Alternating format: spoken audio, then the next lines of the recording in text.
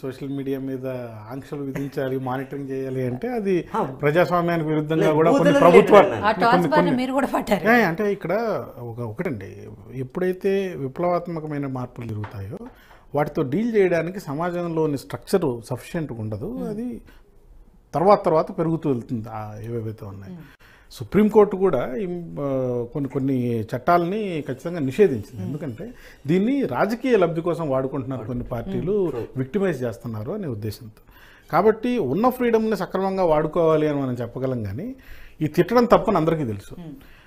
ఇంతవరకు నన్ను పచ్చి బూతులు ఇప్పుడు ఈ వీడియో మీరు పెట్టినా కూడా కింద పచ్చి బూతులు తిడుతూ ఉంటారు, ఈయన ఎందుకు పిలిచారని కూడా అంటుంటారు.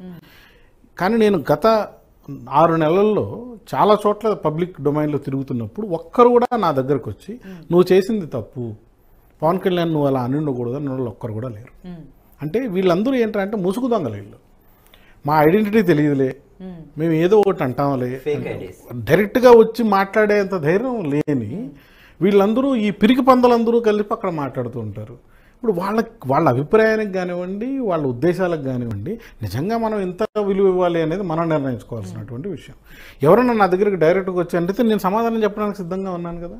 ఫోన్ లైన్లో అడిగిన వాళ్ళకి కూడా సమాధానం చెప్తూనే ఉన్నాం కదా. మరి డైరెక్ట్గా ఎవరు ఎందుకు రావట్లేదు? ఇంతవరకు నన్ను కలిసిన వాళ్ళు యువర్ ఫైట్ ఈజ్ గుడ్ అని అనేవాళ్ళు కలుస్తారే తప్ప నువ్వు చేసింది తప్పు అన్న వాళ్ళు ఇంతవరకు నాకు కనపడలేదు. మరి వీళ్ళందరూ ఎక్కడికి వెళ్తున్నారు ముసుగు వీరులు అనేది కూడా మనం అర్థం చేసుకోవాలి. కాబట్టి వాళ్ళకి అనవసరపు విలువ ఇవ్వాల్సిన అవసరం లేదు. కానీ ఇక్కడ ఉన్న సమస్య ఏంటంటే ఈ అపోహల్ని పెంచి పోషిస్తూ ఆన్లైన్లో జరుగుతున్నటువంటి ఒక వార్ అనుకోవాలో, ప్రాపగాండా అనుకోవాలో. మొన్న ఎన్టీఆర్ సినిమా రిలీజ్ అయితే సినిమా కలెక్షన్లు లేవు, ఫ్రీగా టికెట్లు ఇస్తున్నారు అని చెప్పి ఫ్రీగా టికెట్లు పంచే వీడియో ఒకటి బయటకు వస్తుంది. అది నిజమా, యాంటీ ఫ్యాన్స్ చేస్తున్నారా, ఏ ఫ్యాన్స్ చేస్తున్నారో తెలియదు. ఇంకోటి ఎక్కడైతే ప్రీమియర్ షోకే ఎవడో లేడు, మొత్తం థియేటర్ అంతా ఖాళీ ఉంది అంటాడు ఒక వీడియోలో. అక్కడ ప్రీమియర్ షోకి ఉన్న టికెట్లను గాల్లోకి వేస్తారు. వీళ్ళు ఫ్యాన్స్ ఏమంటారు, వీళ్ళందరూ మెగా ఫ్యామిలీ వాళ్ళు సినిమాని బద్నాం చేయడానికి ఈ పనులు చేస్తున్నారు, రేపు ఎల్లుండి మీ వాళ్ళు సినిమాలు రిలీజ్ అవుతున్నాయి కదా దాన్ని చూసుకుంటాం అంటారు.